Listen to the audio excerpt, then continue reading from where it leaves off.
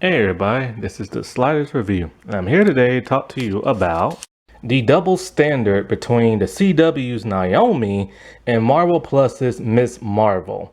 So, I really don't know what I'm gonna call this video. So, I don't know what the title is gonna be. But anyways, I've noticed something as I'm cleaning my house right now and uploading a video. I started thinking about something. I watched a video last night about how Miss Marvel is the lowest rated Disney Plus Marvel show. And, that's not surprising for a couple of reasons. And then I started thinking it's very similar to how Naomi was. However, one thing I've been noticing about a lot of people are praising this show. And I'm not particularly sure why. Because I watched this show, and for me, it's not my cup of tea. It's not what I thought this show was gonna be. It's charming, don't get me wrong, and there's some cool elements in there, but it's not really even a superhero show. It's a slow burn, teeny bopper show that happens to have a superhero in it. And so then I stopped and I thought about Naomi. And so then I'm all like, okay, I get why people are praising this show. Because one, you got the toxic fandom attacking this show online. So then you got people who generally like this show and praising it. And then you got the bleeding heart type people who are going to praise it no matter what because they see the backlash and everything. And so then I stopped and I thought, well, what about Naomi? See, these two shows are very similar, but yet they're very different. One has the edge over the other one, and you can probably guess which one that is, and it's probably Miss Marvel, because when it comes to Naomi, everybody just like trashed that show and it got canceled after one season. Why? Because it sucked. Plain and simple as that. I watched 2 episodes of that and I'm just kind of like, why are they doing this? Like, we'll get to the point. And I saw the first 2 episodes of Miss Marvel. And for me, as a superhero show, it's not very good. It's just a very, very, very slow burn. And so both shows are not particularly good, but yet one is getting praise out the other one. But yet both shows have a vast diversity in it. So what is the deal? Why does Miss Marvel have the edge over that of Naomi? And then I stopped and I thought about the factors in it.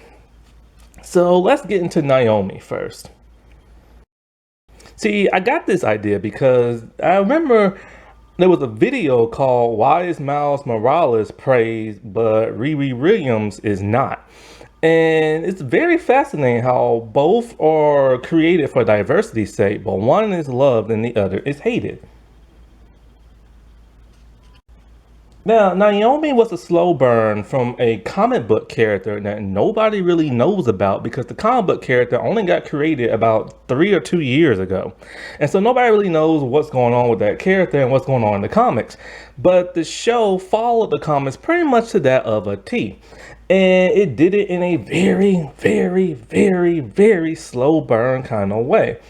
Basically, she's on another Earth and she's a fangirl of Superman because Superman's supposed to be fictional, so as other superheroes, but all of a sudden Superman shows up in her universe.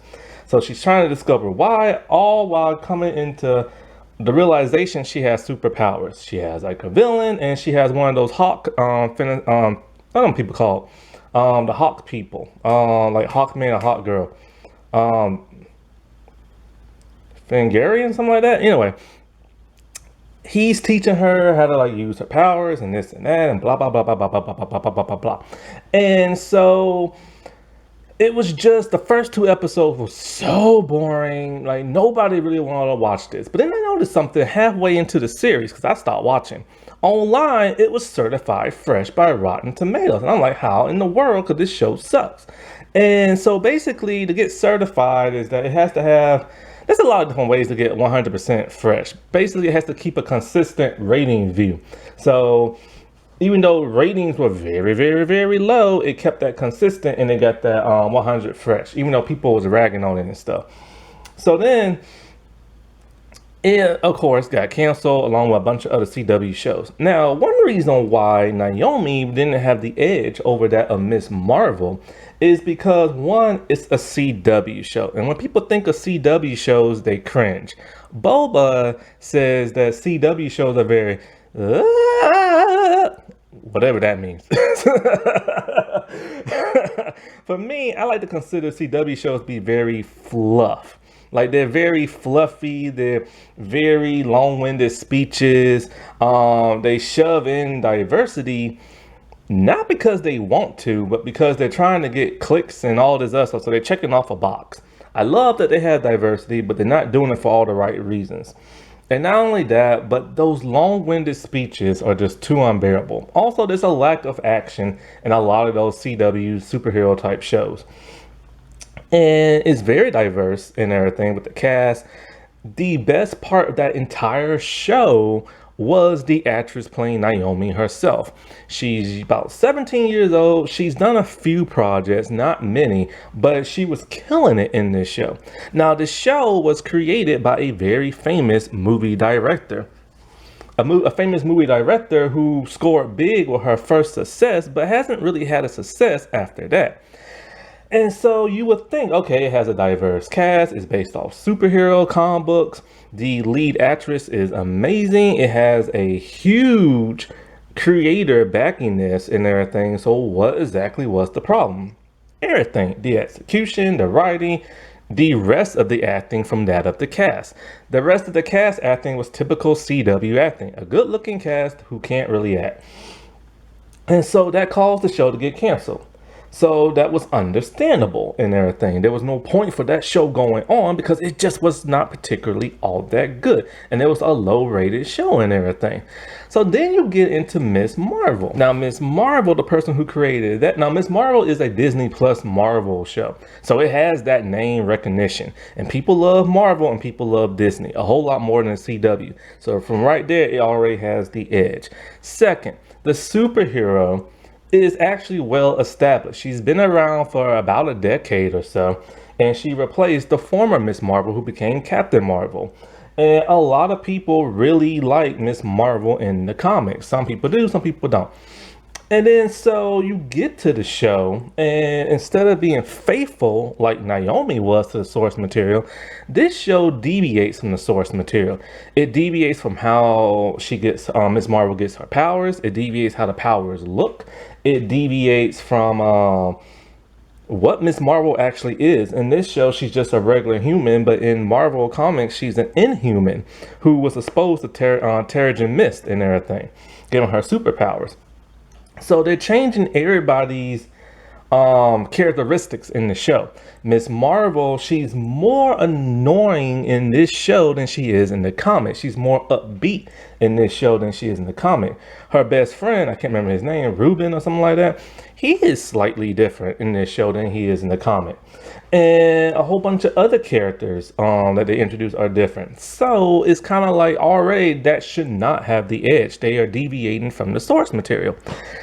This, like I said before, it is the lowest rated Marvel Disney Plus show. So it has that going for it, just like that of Naomi. And so also these first two episodes, she's not even really doing superhero type stuff. She does like a little. Like in the first episode, she discovers her powers and she causes an accident and has to save a girl. But she doesn't save her in no big type way. Now in the second episode, it's more teeny bopper type stuff. And so she sees a boy in trouble, she rescues him, but she's not rescuing him very well because she's still not used to her powers after trying to learn her powers and stuff.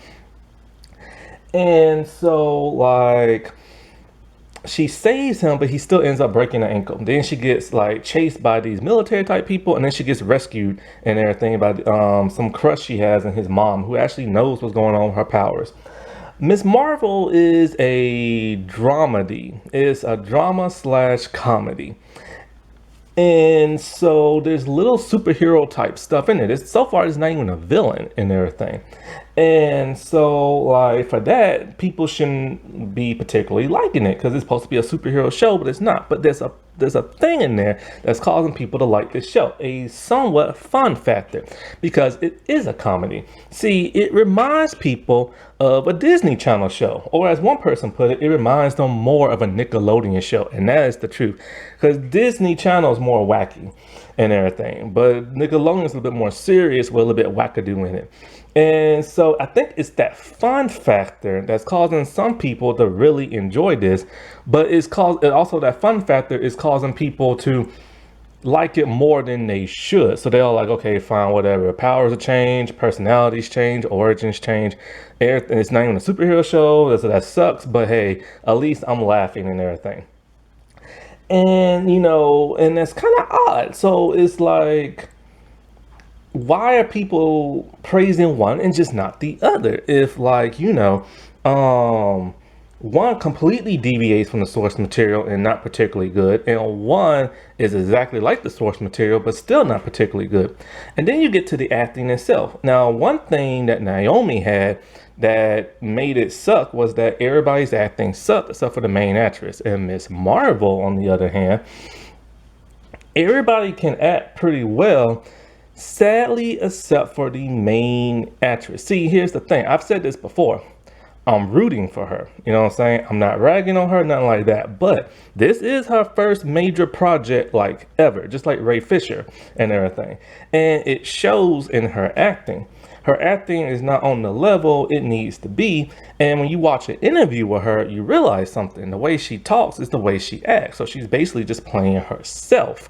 And so, like, it makes you wonder, like, because and her acting sticks out because everybody else is on point. And so when she is going to be in the Marvels movie, when she's with more high profile celebs, her acting is really going to stand out if she doesn't improve on that.